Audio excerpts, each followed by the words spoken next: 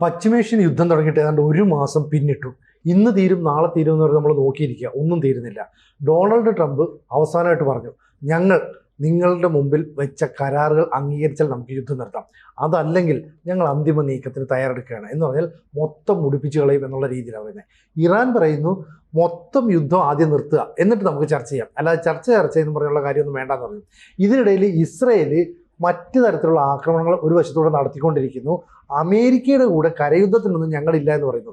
ഒന്നാമത് ഇറാൻ്റെ കയ്യിൽ ഈ വ്യോമസേന വളരെ കുറവാണ്. അതുകൊണ്ട് ഈ കരയുദ്ധം ആരംഭിച്ചാൽ അതേ സമയത്ത് തന്നെ വ്യോമാക്രമണം നടത്തുക, ഇതായിരിക്കും അമേരിക്ക ലക്ഷ്യമിടുന്നത്. പക്ഷേ കാർഗ് ദ്വീപ് പിടിച്ചെടുക്കാനായിട്ട് ശ്രമം നടത്തിയാൽ ഇറാൻ്റെ നാവികസേന വളരെ സ്ട്രോങ്ങാണ്. അതുകൊണ്ട് അവരുടെ ആക്രമണം എങ്ങനെയാണെന്ന് അമേരിക്കയ്ക്ക് ചിന്തിക്കാൻ കഴിയില്ല.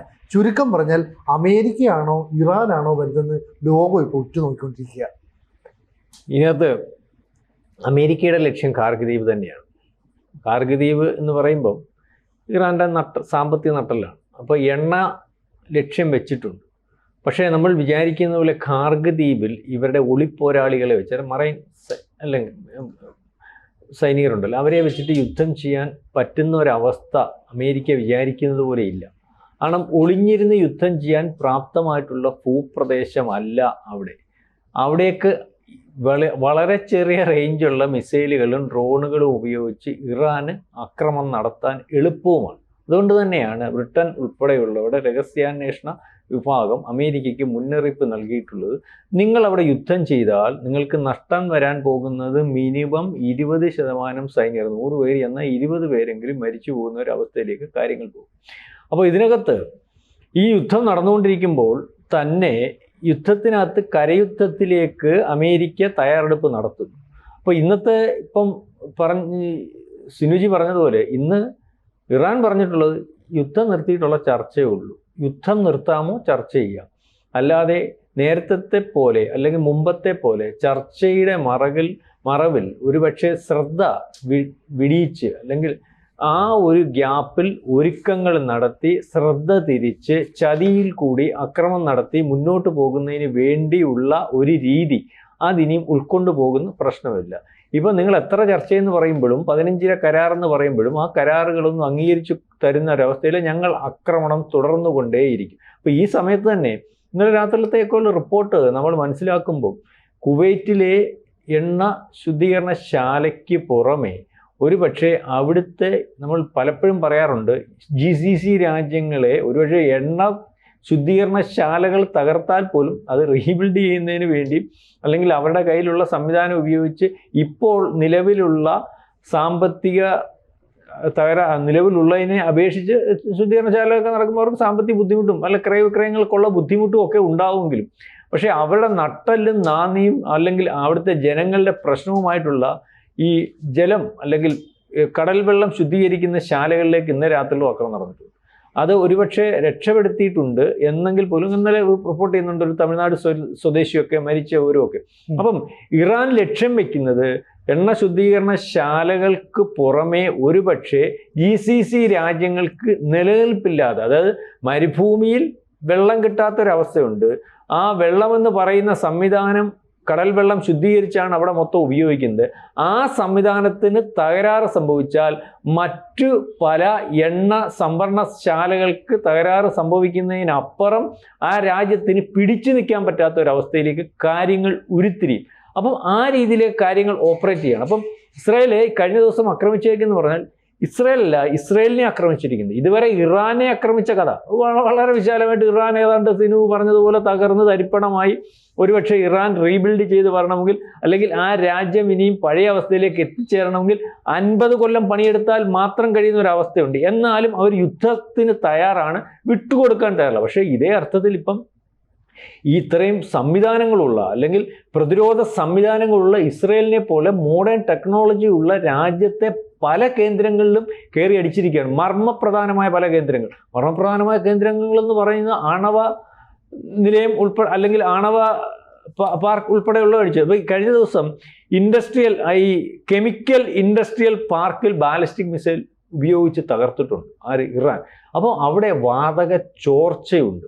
വാതക ചോർച്ച എന്ന് പറയുമ്പോൾ നമ്മൾ ഇറാന്റെ കൂട്ടല്ലല്ലോ ഇസ്രായേൽ. ഇസ്രായേൽ ചെറിയ രാജ്യമാണ്. ചെറിയ രാജ്യമാകുമ്പോൾ അവിടെ എന്തെങ്കിലും ഒരു പ്രശ്നം പറ്റിയാൽ അത് ബാധിക്കുന്നത് ഏറ്റവും ഗുരുതരമായിട്ടായിരിക്കും. ആ കുറഞ്ഞ പ്രദേശത്ത് ഏറ്റവും പെട്ടെന്ന് ബാധിക്കുകയും ജനങ്ങളെ ബാധിക്കുകയൊക്കെ ചെയ്യും. അപ്പം അവിടുത്തെ ആ വിഷയത്തോടനുബന്ധിച്ച് അവിടെ പരിശോധന നടത്തുകയും, അതായത് വിഷവാതകങ്ങൾ ഉൾപ്പെടെയുള്ള, അല്ലെങ്കിൽ ഈ വാതകം എന്ന് പറയുമ്പം ആൾക്കാർക്ക് ദോഷം ചെയ്യുന്ന അല്ലെങ്കിൽ അത്തരത്തിലുള്ള വാതകങ്ങൾ ഉൽപ്പാദിപ്പിക്കുന്ന ഇൻഡസ്ട്രിയാണ്. അവിടെ ചോർച്ച സംഭവിച്ചിട്ടുണ്ട്, ആളുകളെ ഒഴിപ്പിച്ചു തുടങ്ങി, അത്തരത്തിലേക്കുള്ള കാര്യങ്ങളാണ് നീങ്ങുന്നത്. അപ്പോൾ നമ്മൾ മനസ്സിലാക്കേണ്ട ഒരു കാര്യം എന്ന് പറഞ്ഞാൽ, ഇസ്രായേൽ അല്ലെങ്കിൽ അമേരിക്ക, ഒരുപക്ഷെ അമേരിക്ക അറിഞ്ഞ് ഇസ്രായേൽ യുദ്ധം തുടങ്ങിയതാവും, അല്ലെങ്കിൽ ഇസ്രായേൽ ഒരുപക്ഷെ അമേരിക്കയെ എല്ലാം ശരിയാണ് അവരുടെ റിപ്പോർട്ട് അനുസരിച്ച് ഇറാനെ ഇത്ര ദിവസം തുടങ്ങിയപ്പോൾ പറഞ്ഞല്ലോ ഒരാഴ്ച കൊണ്ട് യുദ്ധം നിർത്താം. അപ്പം അവർ ഒരുപക്ഷെ അമേരിക്കയോ ഇസ്രായേലോ ഇറാനെ എസ്റ്റിമേറ്റ് ചെയ്ത്, നമ്മൾ പറയത്തില്ല ഇറാൻ ഇത്രയേ ഉള്ളൂ, അല്ലെങ്കിൽ നമുക്ക് ഇത്ര ദിവസം കൊണ്ട് തീർക്കാം, ഇന്ന കാര്യങ്ങൾ നടത്താം, യുദ്ധം ഇന്ന രീതിയിൽ ചെയ്താൽ മതി, അതേ രീതിയിൽ അടുക്കും ചിട്ടയുമായിട്ട് ചെയ്ത് മുന്നോട്ട് പോയാൽ ഇറാനെ തീർക്കാം എന്ന് വിചാരിച്ചിടത്ത് ഇറാൻ എന്താണെന്ന് പഠിക്കുന്നതിനകത്ത് ഇസ്രയേലിനാണോ മൊസാദിനാണോ അമേരിക്കൻ രഹസ്യാന്വേഷണ വിഭാഗത്തിനാണോ തെറ്റ് പറ്റിയിട്ടുണ്ട് എന്ന് വേണം കരുതാൻ.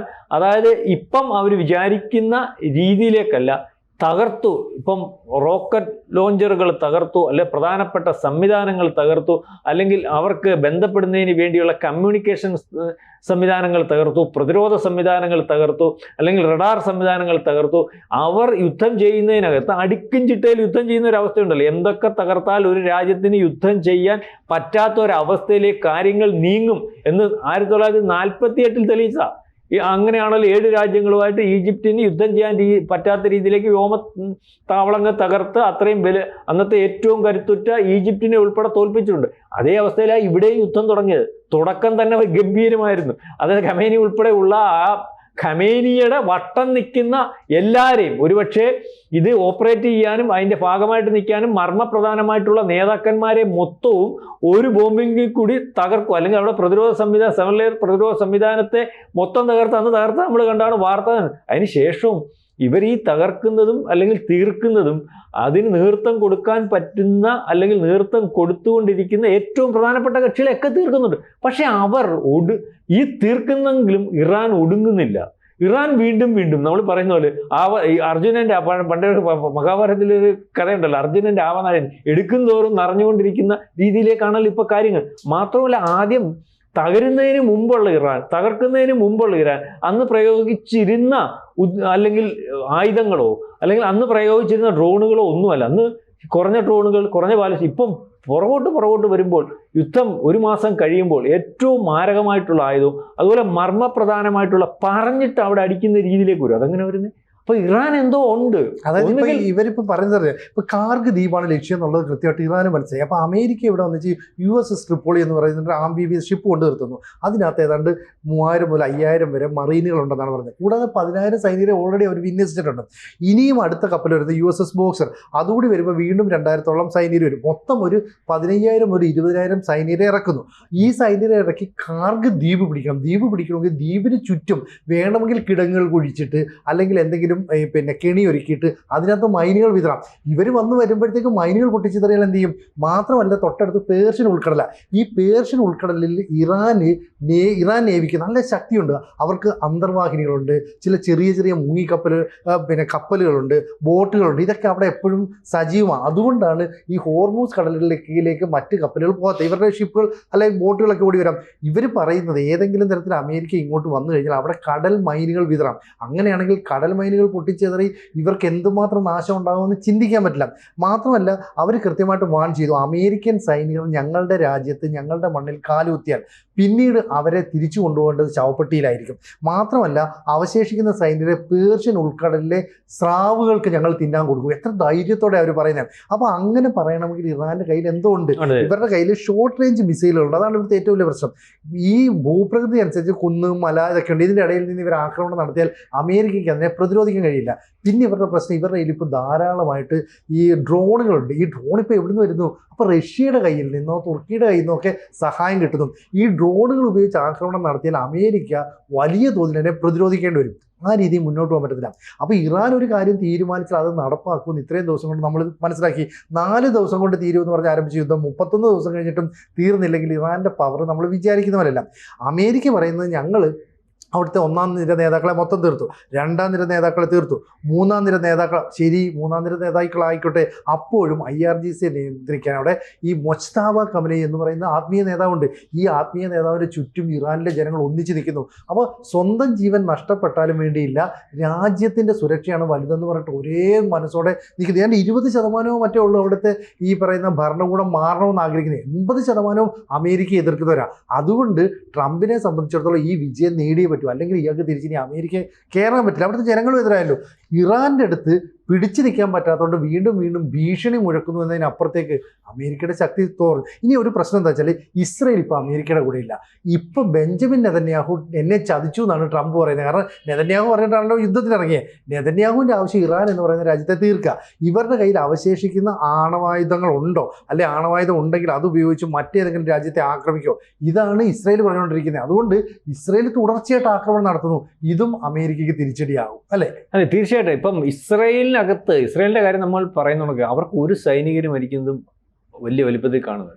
അവർ ചെന്നതിനകത്തോട്ട് ചാടിക്കൊടുക്കുന്ന ഒരു അവസ്ഥയില്ല. കരയുദ്ധത്തിലേക്ക് ചെന്ന് ചാടിയാൽ സൈനികരുടെ ഒരു പ്രശ്നം, നഷ്ടം, അല്ലെങ്കിൽ കരയുദ്ധം യോഗ്യമല്ല, പ്രാപ്തമല്ല, വിചാരിക്കുന്ന പോലെ വിജയമല്ല എന്ന് കണ്ട് അവരതിനകത്ത് പിന്മാറുന്ന രീതിയിലേക്ക് കൊണ്ടുവന്നു. ഇപ്പൊ സിനു പറഞ്ഞതുപോലെ കരയുദ്ധം നടത്തി അമേരിക്കയ്ക്ക് ഇറാന്റെ റെജീം ചേഞ്ച് നടത്തി. രണ്ടാമത്തെ കാര്യം എന്ന് പറഞ്ഞാൽ ഈ പറയുന്ന ഖാർഗ് ദ്വീപാണ്. ഖാർഗ് ദ്വീപ് പിടിക്കുന്നത് അത്ര ഈസി അല്ല. ഖാർഗ് ദ്വീപ് വിട്ടുകൊടുത്താൽ ഇറാൻ പിന്നെ അവിടെ തീരുകയാണ്. കാരണം എല്ലാ രീതിയിലും ആ സാമ്പത്തിക നട്ടല്ലാണല്ലോ. അപ്പം അത് വിട്ടുകൊടുക്കുന്ന ഒരവസ്ഥയിൽ അവിടെ നമ്മൾ വിചാരിക്കുന്ന പോലെ അല്ല ഇറാന്റെ സൈനിക ശേഷിയും അല്ലെങ്കിൽ അതിനെ സംരക്ഷിക്കുന്നതിന് വേണ്ടി അവർ ഉരുത്തിരിച്ചിരിക്കുന്ന കാര്യങ്ങൾ. കാരണം ഇവർ നേരത്തെ ആക്രമിച്ചെന്ന് പറയുന്ന അവിടുത്തെ സൈനിക താവളങ്ങളാണ് ആക്രമിച്ചു ഇറാന്റെ, അല്ലെങ്കിൽ സൈനിക അതേ രീതിയിൽ വലിയ പ്രൊട്ടക്ഷൻ കൊടുത്തിരിക്കുകയാണ്. അവിടെ പ്രധാനപ്പെട്ട ഈ എണ്ണ ശുദ്ധീകരണം, അല്ലെങ്കിൽ സംഭരണം, അല്ലെങ്കിൽ ഇതിൻ്റെ വിതരണം എല്ലാം ബന്ധപ്പെട്ട് നിൽക്കുന്നത്. അപ്പോൾ ഈ പറഞ്ഞത് പോലെ നാവികസേന അതിശക്തമാണ്. പിന്നെ ഇവർക്ക് ഇപ്പം ആദ്യം യുദ്ധത്തിനകത്ത് നമ്മൾ കണ്ട ഒരു അവസ്ഥയിൽ നിന്ന് ഇപ്പം മാറിയെന്ന് പറഞ്ഞാൽ നമ്മൾ ജിയോ പൊളിറ്റിക്സിൽ ഈ പ്രദേശവും ഇവിടുത്തെ എണ്ണയും ഈ കടലിടുക്കും കൂടി അമേരിക്കയുടെ കസ്റ്റഡിയിലായാൽ ബാക്കിയുള്ള രാജ്യങ്ങൾക്കത് പ്രശ്നമാണ്. കാരണം 1 റഷ്യയുടെ പ്രശ്നം, 2 ചൈനയുടെ പ്രശ്നം, 3 നമ്മുടെയും പ്രശ്നമല്ലേ. കാരണം ഈ ഹോർമൂസ് കടലിടുക്ക് അമേരിക്കയുടെ നിയന്ത്രണത്തിൽ പോയാൽ പിന്നെ കാര്യമൊന്നുമില്ലല്ലോ, അവർക്ക് എന്തും ചെയ്യാൻ പറ്റും. അപ്പം അതിനനുവദിച്ചു കൊടുക്കുന്ന ഒരു റഷ്യയോ ഒരു ചൈനയോ ഒന്നുമില്ല, നമുക്കും അതിനകത്ത് താല്പര്യമൊന്നുമില്ല. കാരണം അമേരിക്കയുടെ മേൽക്കോയ്മയിലേക്ക് ലോകം മൊത്തം പോകുന്നതിന് അതാണ് ഇപ്പം നമ്മൾ ചോദിക്കുന്നത്, എവിടുന്ന് വരുന്നു വരാൻ, അല്ലെങ്കിൽ അവരെ സഹായിക്കാൻ. ആദ്യം ഇറാനൊന്ന് അടിച്ചോട്ടെ, തീർന്നോട്ടെ. ഇറാന് പ്രതിസന്ധി വന്നാൽ പല രീതിയിലാണെന്നുള്ള ചിന്ത. ഇപ്പൊ നമുക്ക് റഷ്യയുടെ കാര്യം അറിയാം. ഇറാൻ ഈ അടി കിട്ടിയോണ്ടാണല്ലോ റഷ്യക്ക് ഇപ്പോൾ നൂരാൻ പറ്റിയത്, സാമ്പത്തികമായിട്ട് ഉയരാൻ പറ്റിയത്, അവരുടെ എണ്ണയ്ക്ക് ഡിമാൻഡ് വന്നത്, അവർക്ക് എണ്ണ നിയന്ത്രിക്കാൻ പറ്റുന്നത്. അപ്പൊ ആ അടി അവിടെ കിട്ടിയിട്ട് അവിടെ നിൽക്കുന്ന സമയത്ത് എന്നാൽ ഇറാൻ പൂർണ്ണമായിട്ട് തോറ്റു കൊടുക്കുന്ന ഒരു അവസ്ഥയിലേക്ക് വന്നാൽ ഈ റഷ്യ ഉൾപ്പെടെയുള്ളവരുടെ നിയന്ത്രണത്തിൽ, അല്ലെങ്കിൽ ഈ ഹോർമൂസ് കടലിടുക്കിന്റെ നിയന്ത്രണം അവിടെ റഷ്യ ഉൾപ്പെടെ ഉള്ളവർക്ക് ഇത് ബാധിക്കുന്ന ഒരു അവസ്ഥയിലേക്ക് വരും. അതുകൊണ്ട് അത് അനുവദിച്ചു പോകത്തില്ല. യുദ്ധം നമ്മൾ ഈ വിചാരിക്കുന്ന സമയത്ത് തീരുന്ന രീതിയിൽ. ഇപ്പോൾ ഇയാൾ പറഞ്ഞ യുറേനിയം ഏതാണ്ട് 400 കിലോയോളം കയ്യിലുണ്ട്, അതുകൂടെ വീണ്ടെടുക്കണം, അതിന് കരയുദ്ധം ആവശ്യമാണ്. ഏതാണ്ട് പ്രശ്നമാണ് ട്രംപ് പെട്ടിരിക്കുന്നത്. ട്രംപ് വിശ്വസിച്ചിരിക്കുന്ന ഇസ്രായേലും രണ്ടും 2 വഴിക്ക് നീങ്ങുന്ന ഒരു രീതിയിലേക്കാണ് കാര്യങ്ങൾ. ഇസ്രായേലിനും വിചാരിക്കാത്ത അടികൾ കിട്ടിക്കൊണ്ടിരിക്കുകയാണ്. കാരണം ഇസ്രായേലിന് അപകടം പറ്റിയാൽ, കൂടുതൽ ആഘാതം പറ്റിയാൽ ഈ താങ്ങാനുള്ള വിശാലമായുള്ള രാജ്യമല്ല എന്നുള്ള കാര്യം നമ്മൾ വിചാരിക്കണം. ഇറാൻ അങ്ങനെയല്ല, ഇറാൻ വിശാലമാണ്. അങ്ങനെ ഇന്ത്യക്കാട്ടിൽ എത്രയോ വലിയ വലിപ്പത്തിലുള്ള രാജ്യമാണെന്ന് എനിക്ക് തോന്നുന്നു. ഇസ്രായേൽ എത്രയുണ്ട്, നമ്മുടെ ഒരു താലൂക്കിൻ്റെ എത്രയുള്ള രാജ്യം. അപ്പം ഇത് വലിയ പ്രശ്നമാണ്, വളരെ കുഴപ്പമാണ്. തീർന്നിരിക്കുന്ന ഒരുത്തൻ അല്ല, പണ്ട് ശിവജി പറയത്തില്ലേ, മരിക്കാൻ വേണ്ടി യുദ്ധം ചെയ്തു. ഇറാൻ ഇപ്പോൾ അതാ ചെയ്തുകൊണ്ടിരിക്കുന്നു. മരിക്കുമെന്ന് കണ്ട് യുദ്ധം ചെയ്യുക, പിന്നെന്തോ പ്രശ്നം, പേടിക്കാനൊന്നുമില്ലല്ലോ. പക്ഷെ മറ്റു 2 പേരുടെ അവസ്ഥ അതല്ല. കൂടുതൽ വാർത്തകളും വിശേഷങ്ങളും നിങ്ങളിലേക്ക് എത്താൻ ABC മലയാളം സബ്സ്ക്രൈബ് ചെയ്യുക, ബെൽബട്ടനും അമർത്തുക.